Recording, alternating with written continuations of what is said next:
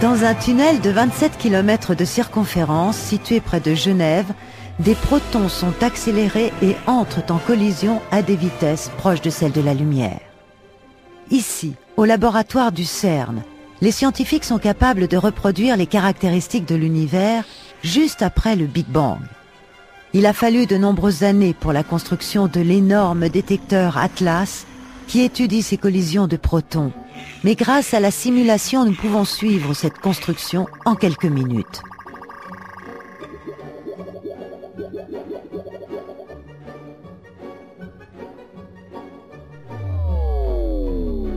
Dans une grande partie du détecteur Atlas règne un champ magnétique intense. Ce champ est produit par un courant de 20 000 ampères qui circule dans 80 km de câbles supraconducteurs constituant les bobines de l'aimant disposées en forme de tore.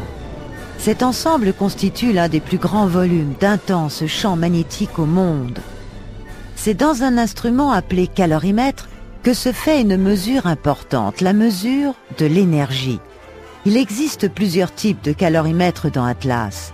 Ils sont disposés en forme de tonneaux à la fois au centre et aux deux extrémités du détecteur. Le calorimètre à tuile pèse 3000 tonnes. Il est constitué d'acier et d'un matériau particulier qui scintille au passage des particules. Le calorimètre à tuile est placé autour d'un autre calorimètre fait de plomb, immergé dans de l'argon liquide, refroidi à moins 185 degrés Celsius.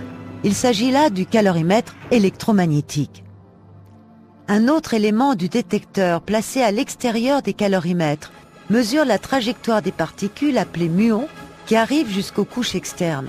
La surface déployée de cet élément, appelé détecteur à muons, avoisine plusieurs fois celle du Stade de France.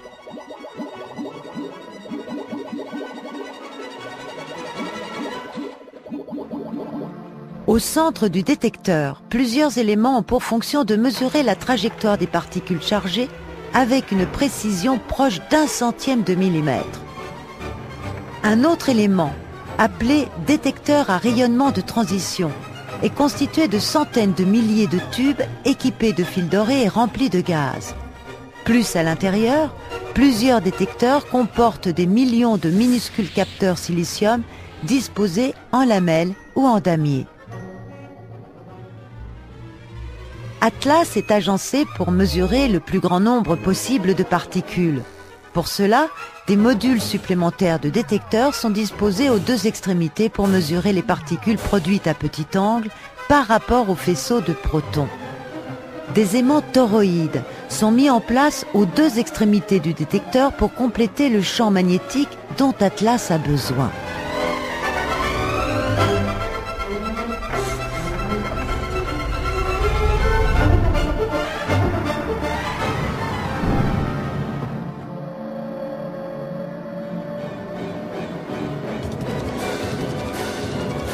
La construction est complétée par l'addition des couches supplémentaires de détecteurs qui mesurent les particules dans les régions périphériques d'Atlas.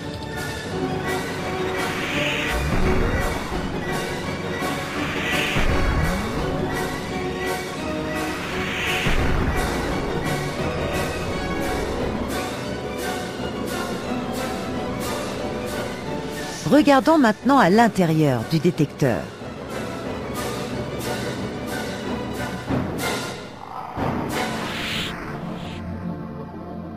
Nous pouvons voir ici le détail des éléments qui composent le détecteur Atlas.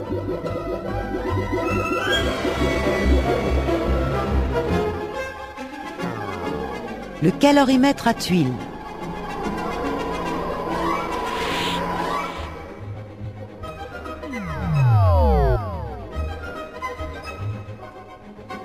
Le calorimètre électromagnétique.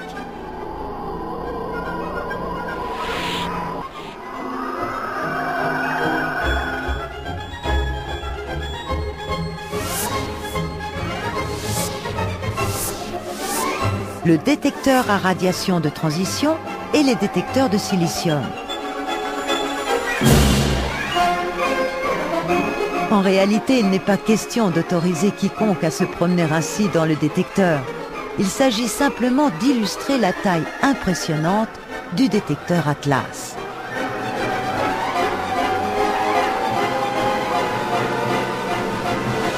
Pour terminer cet épisode, nous voyons finalement comment le détecteur Atlas mesure les particules issues des collisions de protons.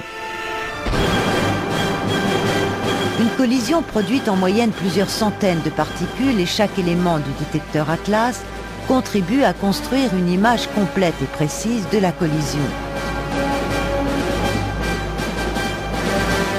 Si vous voulez savoir comment tout cela fonctionne, ne ratez pas l'épisode 2, les particules contre-attaquent.